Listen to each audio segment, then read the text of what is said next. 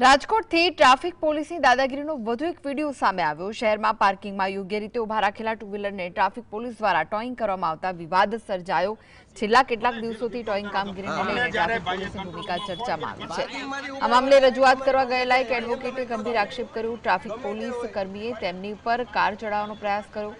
ઘટનાને લઈને advocate police commissioner સમક્ષ લેખિત રજૂઆત કરી છે અને જવાબદાર પોલીસ કર્મચારીઓ સામે કડક કાર્યવાહી કરવાની માંગ કરી છે। સમગ્ર ઘટનાનો વિડીયો સોશિયલ મીડિયા પર વાયરલ થતા ટ્રાફિક પોલીસની કામગીરી પર ફરી સવાલો ઉભા થયા છે।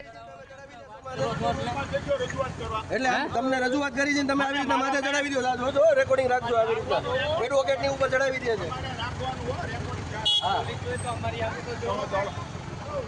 હું અહીંયા વ્યક્તિગત આવ્યો નથી, અમને ફોન બરોબર છે, વ્યક્તિગત રીતે જોઈ લે।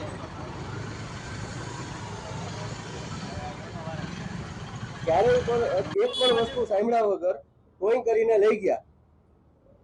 પાર્કિંગમાં પડેલા વાહનો પાછળની શેરીમાં એવી શું જરૂરિયાત આવી કે આ 5-6 સ્પેસિફિક વાહનો જ ઉપાડીને લઈ જવા? એ સિવાય આગળના બિલ્ડિંગમાં, એના પછીના બિલ્ડિંગમાં ઘણા બધા એજ લાઈનમાં વાહનો પડ્યા હતા। 4 વાહનોથી ગાડી નથી ભરાઈ ગઈ, એનો પણ સીસીટીવી અને બાકીનું બધું રેકોર્ડિંગ છે મારી પાસે।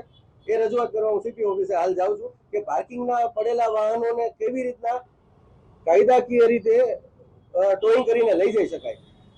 આ જો એડવોકેટને આ પ્રશ્ન થતો હોય તો જાહેર જનતાને કેટલી બધી મુશ્કેલીઓ વેઠવી પડતી હશે।